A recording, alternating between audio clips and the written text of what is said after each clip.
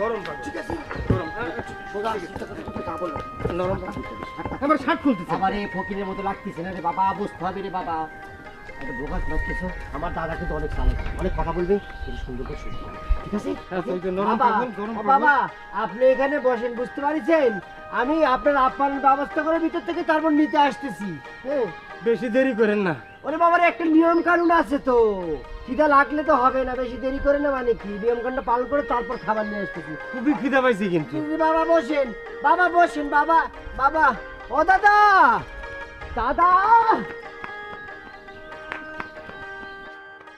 দাদা, দাদা, দাদা, দাদা, বের করতে পারিনি দাদা।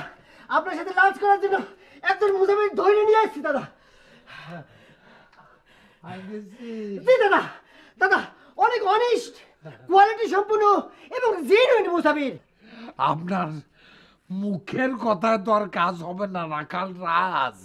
আমি নিজে গিয়ে তার ইন্টারভিউ নেব। ইন্টারভিউ নেবেন? নো প্রবলেম, এটি সে অনেক জ্ঞানী, সে অনেক কিছু বলতে পারবে, কোনো অসুবিধা নেই। তবে আপনি যেমন রাখাল রাজ বললেন, রাখাল রাজ মানে এই অঞ্চলের রাখালগিরির রাজা। আমার যে আপনি কি সম্মান করেছেন, কি ওনার করেছেন দাদা, এই ছোট বালককে আমি অনেক খুশি হয়েছি দাদা। এই কথাটা যদি দুবলো জানতো, তারপরে হিংসে জয়লে পুইলে সরকার হয়ে মানে ঠাস করে মরে যেত দাদা। তুইও তো দুবলোকে কম হিংসা করতেছিস না। আর এই ক্যান্সার ডিজিজটা হওয়াতেই তো সে ফরেন বিদেশ যাওয়ার সুযোগ পেয়েছে, আর এই নিয়ে তুই তারা এত হিংসা করতেছিস। দাদা আমরা হিংসে করলেও আমরা কিন্তু বেস্ট ফ্রেন্ড। সে তো আমি জানি রে।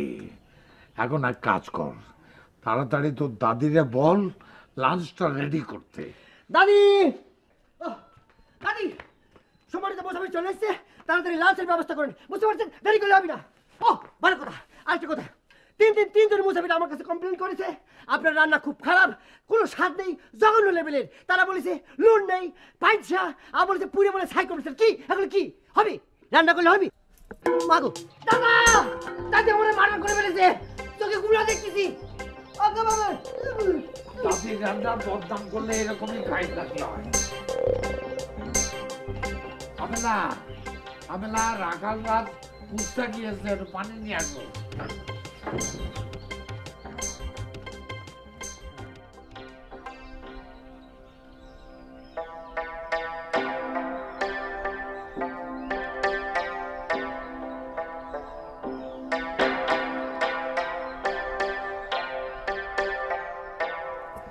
এ তো বড়ই আশ্চর্য ব্যাপার।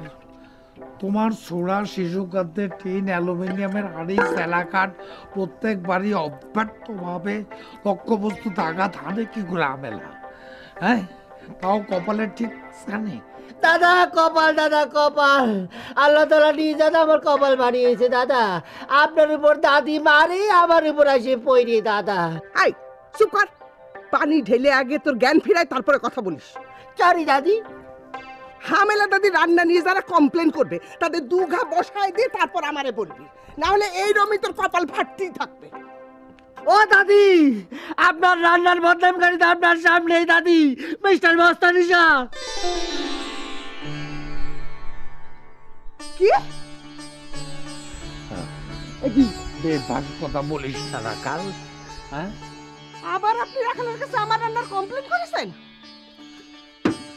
চেলা কাট করি, চেলাকাটটা খুলতে দে না, আমি মুসাফিরের সাথে ইন্টারভিউটা সেরে। দাদা ইন্টারভিউ দরকার নেই দাদা, জেনুইন দাদা, 10 বছরের এক্সপেরিয়েন্স দাদা, দরকার নেই ইন্টারভিউ। প্লিজ এই যে নিয়েছি। আসসালামু আলাইকুম। আলাইকুম। আপনি আমার মেহমান, মেহমানের এহতরাম করা আমার জন্য ওয়াজিব। আপনি বসেন। বসে বসে। হ্যাঁ, তো এই যখন সম্মান করতেছেন, তখন এই খাদ্যখানার সামনে বসা এক সম্মানটা করলে ভালো হইতো না?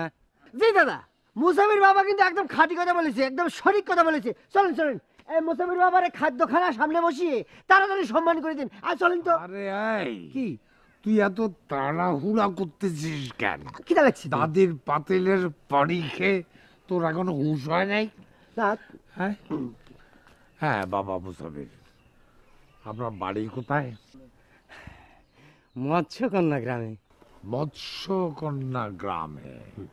তাহলে পরে একটা প্রশ্ন করলেই সব বোঝা যাবে। আচ্ছা, এই মৎস্যকন্যা গ্রামে একজন সন্ন্যাসী আছে, তিনি এই পুরো পৃথিবীটাকে 4 ভাগে ভাগ করে শাসন করার জন্যে 4 জন পাগলের আন্ডারে দিয়ে দিয়েছেন। আপনি তাদের নাম বলতে পারবেন? জি পারবো। হ্যাঁ, মানে এই না, সন্ন্যাস বাবা, হ্যাঁ কি মানে জানি, 4 পাগল না, মানে করতেছে গায়ে। আমি এই করতেছেন কিছু শুনি, সোজা জিনিস তো। চরম পাগল, নরম পাগল, সরম পাগল, গরম পাগল। দাদা উত্তর ঠিক বলেছি না? হ্যাঁ দেখেছেন, উত্তর সঠিক হয়েছে। এই জন্য আপনাকে একজন জিনুইন অরিজিনাল মুসাফির নিয়ে আসতে হবে। দাদা যান। দাদা অনেক কষ্ট করে এই মালটা ধরে এনেছি দাদা, হাত হাতে খিদে লাগিয়ে গেছে, 4টি খাই তারপর তাই বুঝতে পেরেছি। এই, চুপ! তুই জানিস না এই শাহ পরিবার, এই বস্তানি শাহ কোনোদিন মুসাফির ছাড়া খাওয়া খায় না। জানি। তালি পরে দা। যাচ্ছি। কি করেছেন আপনি? চারটা নাম মুখস্থ করতে পারেন না, আমার গোবর গোবর খাতে যান, শিক্ষিত হয়েছে বেদব। আচ্ছা, এবার সত্যি করে বলো তো, তোমার অরিজিনাল দেশ কোথায়? ভাতখোলা গ্রামে। আপনার প্রথম ছেলে বদন শাহ আর আমি একসাথে লেখাপড়া করেছি। বদন শাহ? বদন শাহ বন্ধু? এক ক্লাসে পড়তে? ছেলেটা যে আমার কোথায় দেশান্তরী হয়ে গেল।